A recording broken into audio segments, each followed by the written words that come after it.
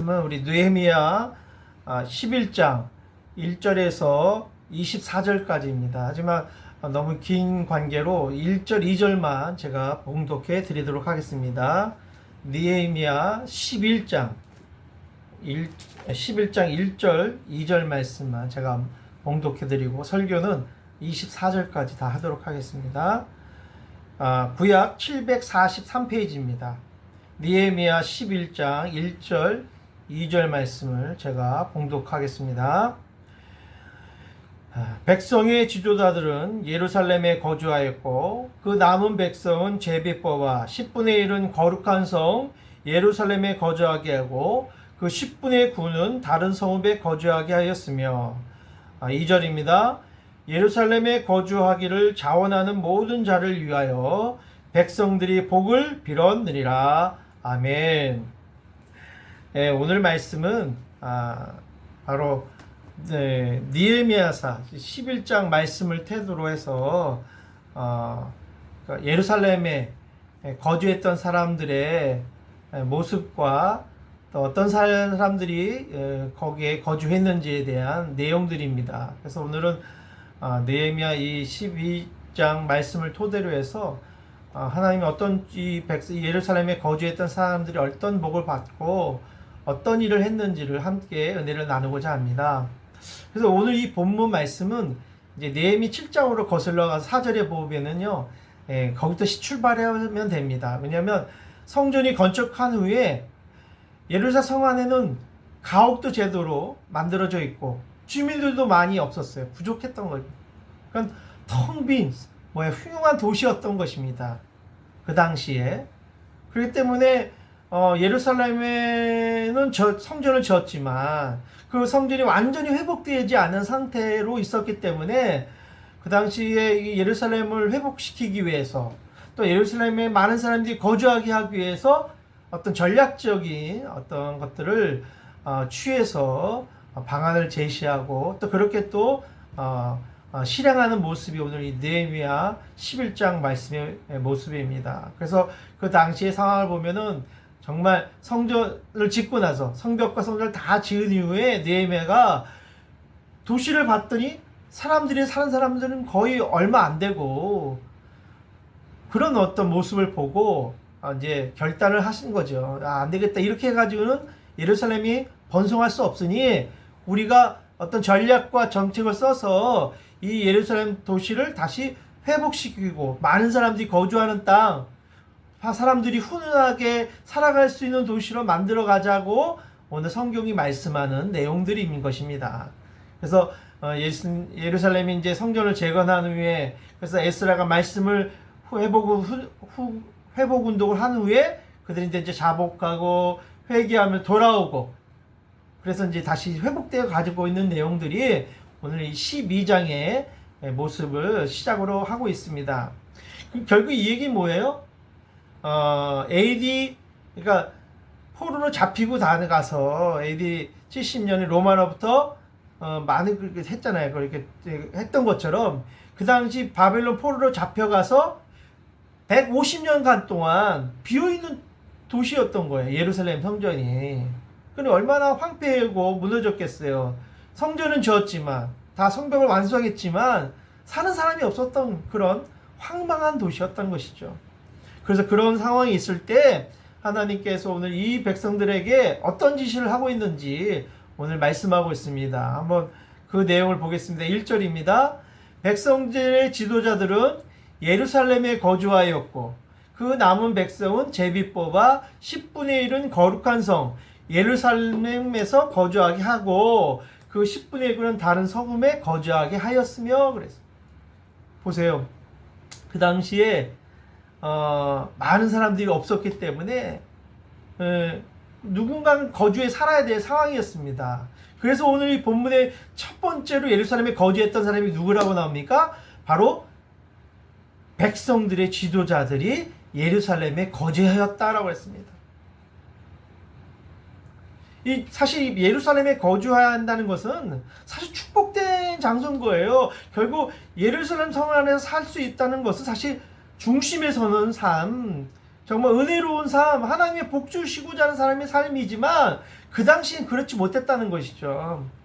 왜냐하면 예루살렘 상에 사는 것보다는 오히려 변두리에 살려고 했어요. 왜냐하면 그 당시에 많은 적들이 예루살렘 사는 도시에 적들이 들어와서 또 성전을 회파하고 많은 공격을 당했기 때문에 사실 예루살렘 성전에 있는 것보다 예루살렘 성 밖에 사는 것들을 더 안전하다고 생각했던 것입니다. 사실 그렇지만 오늘 우리가 볼 때는 어떤가요? 주님 보시기 때는 예루살렘 성 안에 사는 것이 더 안전하고 복된 것입니다. 오늘날도 많은 사람들이 이 코로나가 터져가지고 지금 다른 지역에 비해서 지금 이 호치민이 계속해서 인구가 많이 살잖아요. 그러다 보니까 인구가 많아진 만큼 또 뭐예요? 코로나도 증가가 많아진 거야. 코로나 양성 반응자들이 너무 많아지기 시작했어. 다른 도시는 처음에 많아졌을 때 점점 줄어들었는데 호치민은 계속해서 이 도시는 더 코로나 확산이 되어서 정말 어려운 가운데 있어요. 그런데 이렇게 어려운 가운데 있으니까 이 직장 다니던 뭐 이렇게 종업원들이 다 시골로 내려가는 거야. 자기 집으로 가. 자기 직장을 다 버리고 또 이제 직장도 안 돼. 코로나 때 다 문을 닫으니까 자기 직장을 지키고 자기 회사를 지키는 것이 아니라 휴가를 내서 또는 폐업시켜서 폐업되니까 다 시골로 내려가고 있는 거예요. 거기서 더 안전하다고 생각하고 시골이. 그러니까 지금 호치민 시내는요 완전히 황망한 도시가 돼버렸어요. 사람들이 많이 거주하지 않고 많은 사람들이 살고 있지 않은 도시처럼 황폐한 도시처럼 아주 너무 안타까운 지경에 이르고 있습니다. 한국인들도 보십시오. 지금 한국인들이 이 코로나 확산으로 해서 이제 호치민시를 봉쇄를 벌써 15일 또 앞으로 또 15일 또 봉쇄한다고 하니까 지금 한국에 여기 호치민에 살았던 한국인 상인들이 다 모든 했던 활동들을 다 접고 다 떠나갔어요. 직장도 버리고 떠나고 자기가 사업하셨던 일도 사업도 다 버리고 본국으로 한국으로 귀국하신 분들이 너무너무 많습니다. 그러니까 지금 저희 살고 있는 이 한인촌도요 문 닫은 가게들이 너무너무 많아요. 이제 봉쇄 때문에 문 닫은 거 있지만 아예 그냥 폐업 신고하고 아예 문을 닫은 사업체들이 너무너무 많다는 것이죠. 그만큼 지금은 황당해요. 그런 것처럼 이 예루살렘 도시가 그런 도시였다는 거야. 황망하고 지금 사람들이 거주하지 않는 땅, 정말 흉흉한 도시가 되었던 그 당시의 상황을 말씀하고 있는 것입니다. 누구나 처음부터 중심에 선다는 건 쉽지 않습니다. 그러나 우리 그럴수록 더 중심에 서고자 하는 사람, 변두리에 있어서 인생에 사는 인생이 아니라 정말 하나님의 중심에 서서 일하고자 하는 사람들이 결국 나중에는 변두리에 살고 있는 사람들이 얻는 것보다 더 비교할 수 있는 아름다운 영광을 하나님께서 우리에게 주실 줄 믿습니다. 우리 교인 중에도 그렇습니다. 교인들에도 두 가지 부류의 중심에 서 있는 사람들이 있어요. 하나는 좋은 일의 중심에 서는 사람들이 있습니다. 반면에 어떤 부류는 좋지 않은 일에 중심에 서 있는 사람들도 있다는 것입니다. 교회 안에도 보면. 그래서 좋은 일에 중심을 서고자 하는 사람은요 어떻게든지 교회 안에 선교하고자 하는 마음을 갖고 남을 돕거나 또 섬기고 봉사하는 일에 최선을 다합니다. 우선적으로 앞장서는 그런 분들이 있어요. 반면에 좋지 않은 일에 중심을 서는 사람들은요 사상권의 그 일들이 에 대한 좋지 않은 거 관점으로 보기 때문에 거기 중심을 쓰지 않아요. 나쁜 일에만 중심을 쓰는 사람들도 있어요. 사람이 교회 일을 하다 보면요 때로는 좋지 않은 일도 일어날 수 있습니다. 그럴 때 오히려 우리 성도들은 좋지 않은 일에 중심에 서 있는 것이 아니라 정말 하나님이 원하시는 일에 그런 곳에 쓸 때 하나님 복을 받을 수 있어요. 그래서 다행히 우리 한인교회 성도님들은 좋지 않은 일에 중심에 서는 분들은 아니 계신 것 같아요. 그게 너무 감사하죠. 우리가 늘 깨어서 우리가 예루살렘 중심에 섰던 유대인들처럼 오늘 선한 일에 또 남을 돕는 일이고 섬기는 일에 또한 교회로서의 봉사하고 충성하는 일에 중심에 서는 자가 되시기를 주님의 이름으로 축원드립니다. 때로는 하나님의 교회가 어려울 때가 있어요. 이렇게 교회가 어렵고 힘들 때 하나님 특별히 교회의 중심에 서는 사람들이 많아지길 원하고 계세요. 지금 이렇게 코로나가 어려울수록 우리가 교회 중심에 서서 함께 성도님들이 될 때 교회는 뭐예요? 넘어지지 않고 하나님 보시기에 아름다운 교회로 세워져 가게 될 줄 믿습니다. 지금 이런 어려울 때 정말 중심에 선 사람들은 나중에도 결국에 또 중심에 서요. 변하지 않습니다. 아무리 어렵고 위험이 있어도 예루살렘 안에 살았던 그런 유대인들처럼 우리가 늘 변치 않는 마음으로 중심에 서 있을 때 하나님께서 귀하게 쓰시고 하나님께서 우리를 사용해 주실 줄 믿습니다. 그래서 우리 교회는 바로 중심에서 신앙생활을 해야 돼요. 바로 중심에서 신앙생활을 잘하는 사람은 어떤 상황에도 예외에 빠지지 않고 참석하고 또 어떤 일에도 봉사하고 헌신을 찾아서 자원하고 섬기는 사람이 바로 교회 중심으로 신앙생활하는 사람이라고 저는 봅니다. 이렇게 중심에 서려고 노력하는 사람은 무슨 일을 해도 잘합니다. 또 교회의 어떤 생활도 잘 적응합니다. 그러나 그렇지 못하는 사람은요, 교회 적응도 못해요. 결국 그런 분들은 몇 개월 있다가 다른 교회 가든지 더 자기가 좋다고 생각하는 환경으로 가버립니다. 그러나 늘 교회 중심에서 살려고 하는 사람들은요, 변하지 않습니다. 어떤 상황에도 변하지 않아요. 바로 각자 맡은 사역에 위치가 있다는 거예요. 우리가 각자의 맡은 위치에 서서 섬기는 자세로 우리가 중심에 서려고 노력할 때 바로 그 사람은 바로 하나님 보시기에 중심에 선 사람이고 또 그런 사람을 축복해 주실 줄 믿습니다. 그럴 때 오늘 이 본문에 나오는 이 예루살렘의 이 성 안에 거주했던 사람들은 바로 그런 사람들이라는 것이죠. 그런 사람들을 선택했다는 것이죠. 그런 사람을 또 뽑아서 예루살렘 살 수 있도록 하나님께서 특별히 그들에게 지시했던 것입니다. 바로 이런 사람들은요, 처음이나 나중이나 마음이 변하지 않고 늘 마음의 중심이 하나인 사람, 서 있는 사람들입니다. 그렇다면 이 교회 중심에 선 사람은 누구입니까? 첫 번째는 아까 얘기했던 것처럼 백성의 지도자들은 예루살렘에 거주하였고 바로 지도자가 먼저 중심에 서야 한다는 거예요. 바로 이 1절의 말씀처럼 이 백성의 지도자들이 먼저 자원함으로 예루살렘에 거주했다는 것이죠.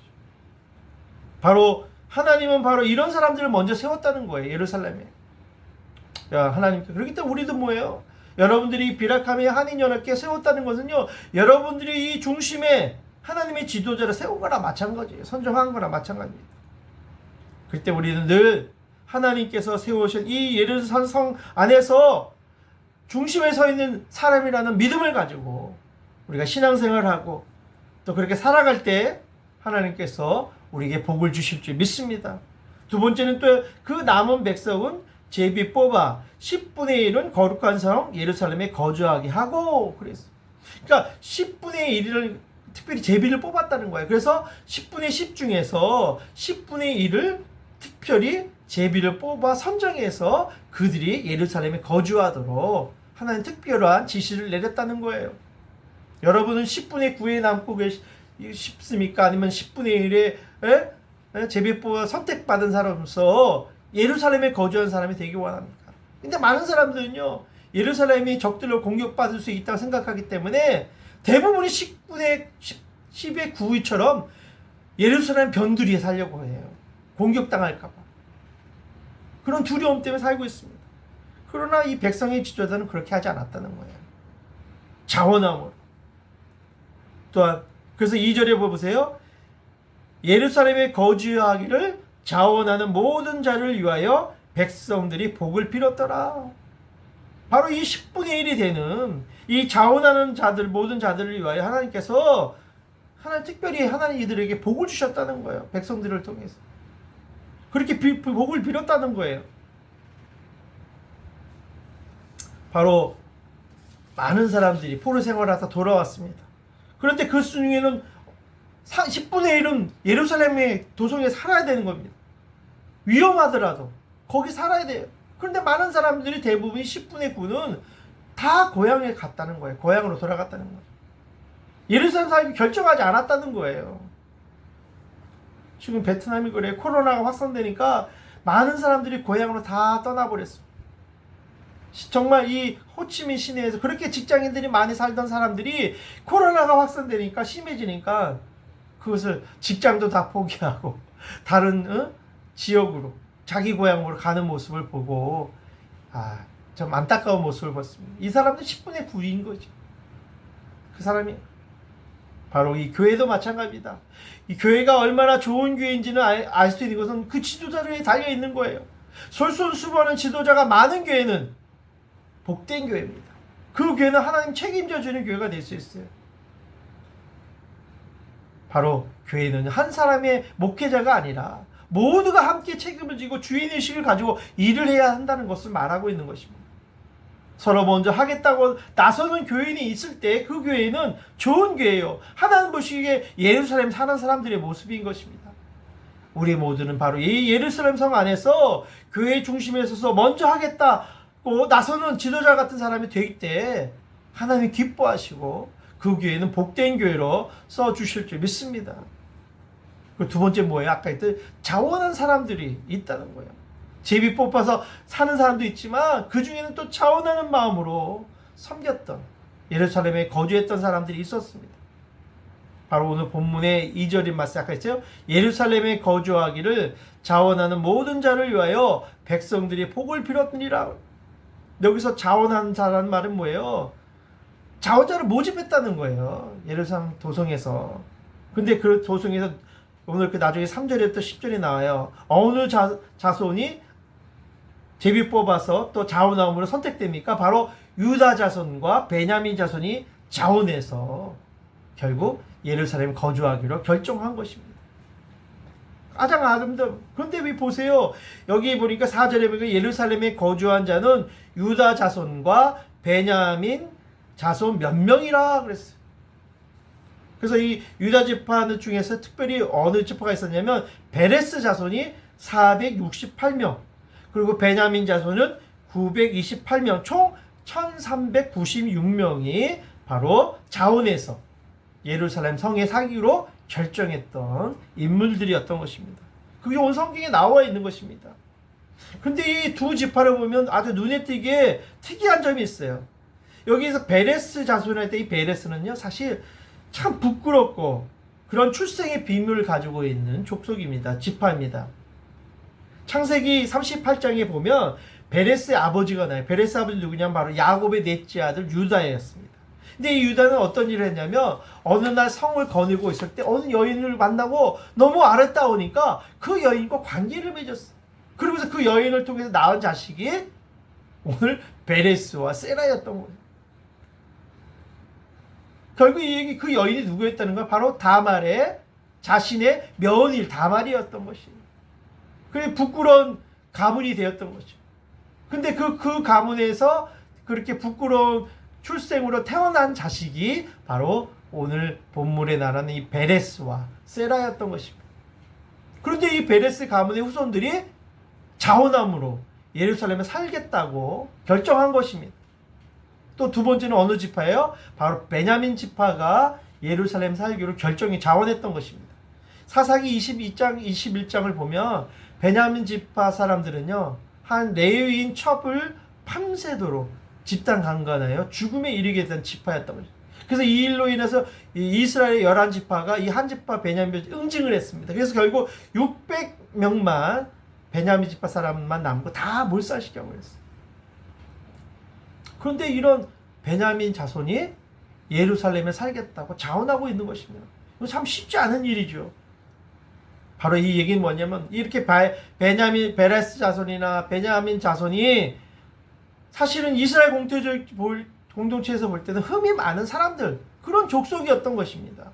근데 이 흠이 많은 족속들이, 그 자손들이 예루살렘의 뭐예요? 주인이 되고 있다는 거예요.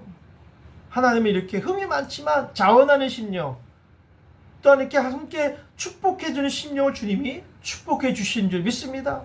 바로 하나님이 쓰시는 사람은요, 이렇게 약점이 없는 사람이 아니에요. 사실 하나님이 쓰시는 사람은 바로 이렇게 다혈질 같은 베드로 같은 사람을, 그렇게 치명적인 약점이 있지만 하나님 계획에 열정을 보시고 그를 사용해 주셨던 것입니다. 또 바울도 보지, 바울은 사실 몸이 약했어요. 그리고 말솜씨도 없는 그런 빈약한 그런 존재였지만 하나님은 그의 강력한 의지력을 보고 그를 붙들어서 그 역사의 가장 큰 선교의 역사를 일으키는 인물로 하나님 써주신 줄 믿습니다. 모세도 보세요. 말 못하고 우둔하고 성격도 직선적이었습니다. 하지만 변함없는 그 충성심을 보고 모세를 사용해 주셨어요. 위대한 애굽 출애굽을 시키는 하나님의 인물로 사용해 주셨던 것입니다. 이처럼 마귀는요, 우리의 단점을 보고 우리를 쓰러뜨리려고 늘 우리를 조장합니다. 하지만 하나님은요, 그런 연약한 단점이 있음에도 불구하고 우리의 장점을 보시고 우리를 사용하시는 축복의 하나님인 줄 믿습니다. 그러니까 우리가 여기 와 있는 거예요. 우리가 이 베트남에 와 있는 것도요, 여러분의 단점을 보고 하나님 여기 부르신 게 아니라 그런 많은 단점 투성이 우리들을 중에서 그 중에서도 우리의 장점을 보시고 여러분들의 좋은 기질을 보시고 하나님 보시기에 쓰시고자 하는 기질을 보시고 여러분 이 땅에 보내주시고 이 땅에 예루살렘에 살게 하시고 이 땅에서 사업하게 하시고 이 땅에서 또 직장생활하면서 복음을 증거하는 사람으로 우리를 불러주신 줄 믿습니다. 그래서 오늘 이 본문은요, 이 남은 자들이 예루살렘에 각기 무엇을 해야 될지를 구체적으로 말씀해주고 있는 것입니다. 그래서 이 보면 쭉 나가다 보면 쭉 읽다 보니 16절에 나와요. 16절에 보면은 이렇게 나와 있습니다.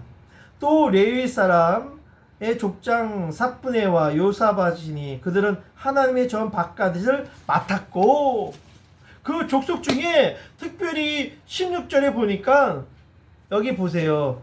레위 사람 족장 요 사람들은 하나님의 전 바깥 일을 맡은 그런 일을 했다고 나와 있어요. 그러니까 결국 이 얘기 뭐냐면 성전 안에서의 사역이 잘 이루어지도록 성전 밖에서 늘 헌신하며 최선을 다해서 돕는 일을 했다는 거예요. 예를 들어서 성전 앞마당을 청소하거나 입구를 청소하는 일을 도맡아서 이 사람들이 다 맡아서 했다는 거예요. 헌신했다는 거예요. 오늘날도 보세요. 나 사람들이 차를 많이 가지고 교회 오니까 주차 요원이 필요합니다. 지금은 또 성전에 또 눈이 많이 오면 눈을 씌워주고 또 닦아서 그런 성전 일을 도울 그런 일 사람들 많이 필요해요. 근데 그런 일은 뭐예요? 솔선수범해서 우리 장로님들이, 안수집사님들이 그 당시에, 지금도 열심히 하고 있어요. 우리 교회에도 그렇게 헌신한 사람들이 많이 있어요. 그리고 17절에는 또 어떤 일을 했답니까? 또 아삽의 증손 삽디의 손자 미가의 아들 마따야니 그는 기도할 때 감사하는 마음을 인도하는 자가 되었고 라고 나와 있습니다. 바로 이 레위 사람 중에서 이 마따야는 기도할 때 감사하는 말씀을 인도하는 직책을 받았다는 것은 뭐예요? 기도 사역에 헌신된 리더자였다는 거예요. 많은 교회가 이 기도를 합니다. 그런데 그 기도하는데 기도 사역에 중점적으로 했던 사역의 리더자였다는 것이죠. 오늘날도 보세요. 늘 중보기도하는 사람들이 많습니다. 어느 그룹은요, 담임 목사님이 설교할 때 골방에서, 또한 설교하는 그 밑에서 중보기도하는 팀이 있었다는 거예요.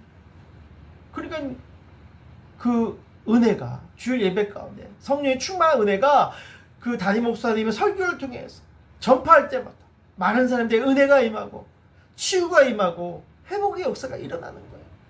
교회는 담임 목사님만 잘한다고 되는 게 아니에요. 이렇게 중보기도의 팀도 필요하고요. 또 밖에서 또한 주차요원과 또한 이 헌신한 사람들도 많이 필요한 것입니다. 그럴 때 교회가 아름다우게 성장할 수 있는 거예요. 또 19절에 보세요. 성문지기는 악국과 달몬과 그 형제니 모두 172명이었더라. 와, 많으네요. 그 많은 사람들이 성문지기로 있었다는 거예요. 성문지 사역도 귀한 사역입니다. 어떤 사람은 뭐 귀하고 귀하지 않은 사역이 어디 있어요? 이 악국과 달몬의 형제들은 정말 이 성문지기 사역을 자기의 가장 중요한 사역이라 생각하고 그 일을 전담했다는 거예요. 밤낮으로 문을 지키고 방과 곳간을 지키며 아침마다 또 문을 여는 그 책임을 최선을 다했다는 거예요. 그리고 그 자손들이 복을 받았을까 안 받았을까요? 복을 받았죠. 우리 안내위원들 같은 거, 교회에 들어오신 분들을 안내하고 그들을 또 주차해주고, 이런 분들이 뭐 오늘 맡은 성문지기와 동일한 사역인 것입니다. 또 22절을 보겠습니다. 노래하는 자들인 아삽 자손 중 미가의 현손 마따야와의 증손 하삽의 손자 바니의 아들 우시는 예루살렘에 거주하는 네이 사람의 감독이 되어 하나님의 전의를 맡아 다스렸으니, 바로 이 노래하는 아삽의 혈통 중에 우시는 무슨 일을 했다는 거예요? 하나님의 전의를 맡아 다스리는 임무를 했다는 거예요. 바로 여기 그 당시 다윗의 찬양대 같이 이 찬양사역의 이 부흥을 위해서 크게 쓰임을 받았던 인물이 바로 아삽 족수네. 아삽의 혈통이 바로 우시야가 이 일을 맡았다는 거예요. 바로 이 우시야는 바로 찬양사역에 헌신하고 또한 그의 최선을 다했던, 오늘같이 우리 이윤재 이사 찬양 리더했던 것처럼 최선을 다해서 헌신하는 그런 모습을 오늘 성경은 우리에게 말씀하고 있는 것입니다. 이처럼 하나님 도성에 머물렀던 사람들은 단순히 그곳에 집을 짓고 사는 데만 중점을 둔 것이 아니란 거예요. 결국 그 하나님 도성이 움직여 가도록, 활성화되도록 자신의 맡겼던 비전, 미션, 이를 최선을 다해 완수하는 책임을 다했다는 것입니다. 오늘 본문이 그 얘기를 거예요. 오늘도 여러분들이 이 베트남에 살고 있는데 단지 그냥 돈 벌고 먹고 사는데 여러분 부르신 게 아니라는 거예요. 여러분에게 맡긴 이 복음의 이 비전에 대한 책임감과 그 임무를 가지고 최선을 다해서 그 일을 섬기라고 하나님께서 우리 이 베트남 동나의 성에 우리를 보내셨고, 이 일을 감당할 능력을 우리에게 주실 줄 믿습니다. 하나님은 각 사람에게 그에 맞는 사역의 자를 주셨다는 거예요. 저는 전하라고 이 베트남 한인교회 담임 목사를 부르셨어요. 부족하지만. 그러나 이 맡은 내가 최선을 다해 할 때 하나님 기뻐하시는 거예요. 그리고 저는 여러분도 여러분의 교회의 직분자로서 여러분이 해야 될 일들이 있다는 거예요. 그걸 소홀히 여기시면 안 돼요. 내게 맡긴 일을 최선을 다해서 할 때 하나님께서 바로 그 사람은 예루살렘의 중심에 서 있는 사람이에요. 예루살렘을 움직이며 부흥시키는 하나님의 축복의 도구로 우리를 써 주실 줄 믿습니다.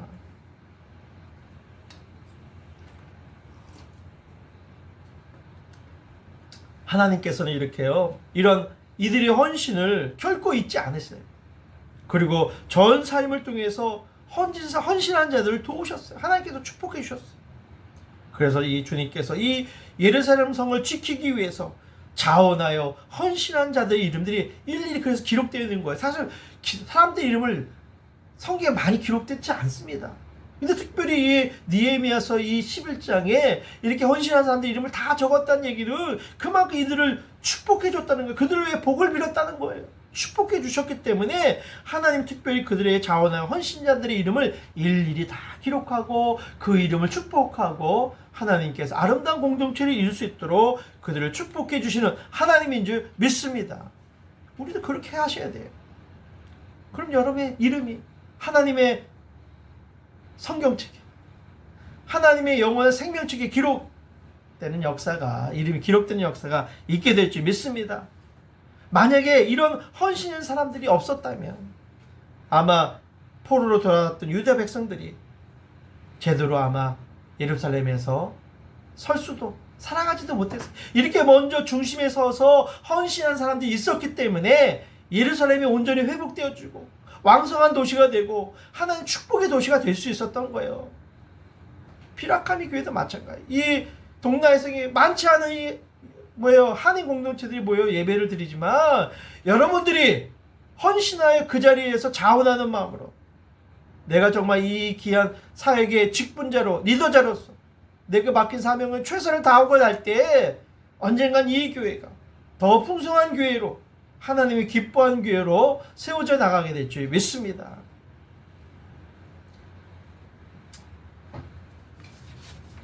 말씀을 정리하도록 하겠습니다.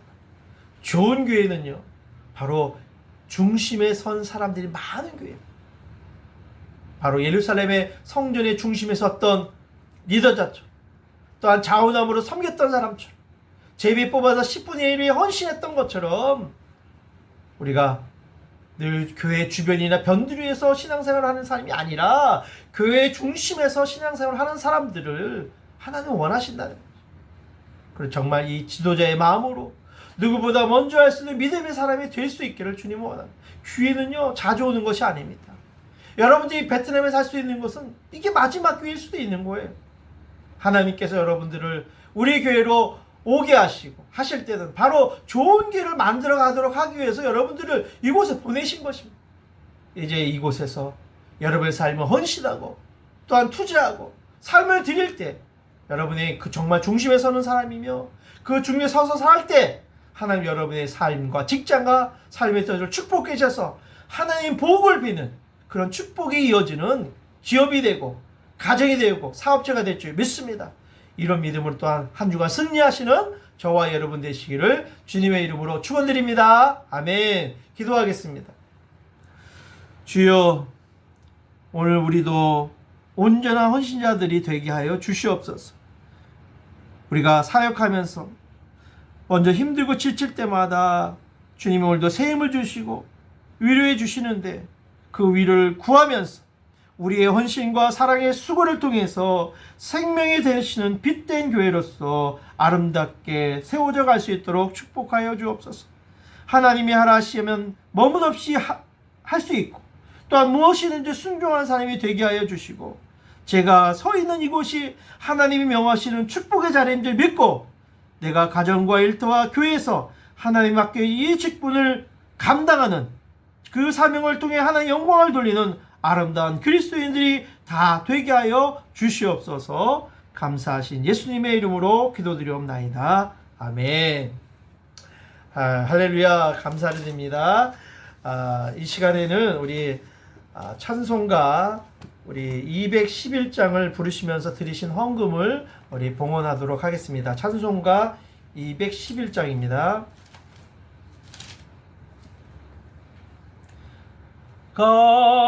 값비싼 향유를 주께 드리 막달라 마리아 본받아서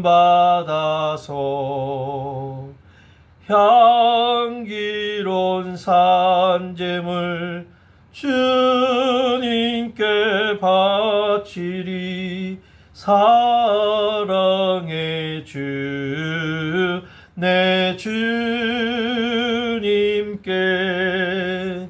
아멘. 기도하겠습니다. 사랑이 많으신 하나님 아버지 감사를 드립니다. 지난 한 주간도 우리의 직장과 사업을 지켜주시고 보호해 주시옵소서. 또한 하나님 한 주간 승리하게 하심을 감사를 드립니다. 오늘도 이 귀한 예배를 통하여 아버지 나올 때 아버지의 마음과 정을 다하여 또 귀한 물질을 주님 앞에 드리오니 이 마음과 정성을 받으시고 하늘의 창고를 여시사 30배, 60배, 100배의 열매를 맺는 아름다운 성전을 세워가는 축복의 연물이 되게 하여 주옵소서. 또한 이 물질이 쓰여지는 것마다 하나님의 영광이 나타나며 또한 복음이 증거되게 하여 주시옵소서. 감사하신 예수님의 이름으로 기도드리옵나이다. 아멘. 예, 감사드립니다. 오늘도 이렇게 성령 강림 후 우리 넷째 주일 예배를 드렸고요. 어떤 이제 순교자 기념 주일로 같이 예배를 드렸습니다. 당분간 계속해서 비대면 예배로 진행될 것 같습니다. 10월도 연장됐죠. 그래서 우리 대면 예배가 다시 회복될 수 있도록 또 우리 삶의 예배가 늘 회복되는 은혜가 임하도록 같이 기도하는 시간 되길 간절히 소망합니다. 그리고 다음 주일은 비대면으로 우리 맥주 감사 주일로 지킵니다. 그래서 여러분들이 하나님이 주신 그동안의 축복들이 열매가 맺어지는 삶이 될 수 있도록 준비하시고요. 특별히 빈진 가정교회와 또 우리 북쪽의 소수부족 사역들을 위해서 지금은 당장 많은 것들을 돕지 못하지만 하나님께서 길을 열어주셔서 빠른 회복이 되어서 다시 사역지에 복음이 증거될 수 있도록 기도를 부탁드립니다. 또 우리 오늘 이제 아마 한국에 도착하실 겁니다. 우리 김상철 장로님이 어제 이제 19일 날 출발해서 오늘 이제 도착하셨을 것입니다. 그래서 우리 코로나로 인하여서 이제 건강을 유지할 수 있도록 모든 성도들 서로 같이 위로하시고 또 여러분들도 건강 유지를 잘 부탁드립니다. 아버지는 주보를 참조하시고요. 다 같이 찬송가 1장을 부르신 후에 우리 축도로 모든 예배를 마치도록 하겠습니다. 찬송가 1장입니다. 만복의 근원 하나님 온 백성 찬송 드리고 저 천사여 찬송하세 찬송 성부 성자 성령 아멘. 이제는 우리 주 예수 그리스도의 은혜와 하나님 아버지의 극진하신 사랑하심과 성령님의 감화감동 역사하심이 오늘 성령 강림 후 넷째 주를 맞이하여 하나님 앞에 헌신하며 또한 하나님 중심에 서길 원하는 우리 모든 성도들 머리 위에 그들의 가정과 직장과 사업과 자녀들 머리 위에 또 한국에 있는 우리 성도들과 또 이 땅에 죽어가는 코로나에 고통받고 있는 많은 이 베트남의 영혼 구원 위에 이제부터 영원히 함께 있을지어다. 아멘. 할렐루야. 또 우리 한 주간 승리하시고 또한 정말 우리가 어떤 자리에 있든지 하나님의 중심에 서서 믿음으로 승리하기 위해서 최선을 다한다면 바로 예배 회복하는 날이 오게 될 것이며 예루살렘 성전처럼 우리 직장이 회복되어지고 우리 가정이 회복되어지며 우리 교회가 회복되게 될 줄 믿습니다. 그런 믿음으로 승리하시는 한 주간 되시기 바랍니다. 할렐루야. 다음 주에 뵙겠습니다.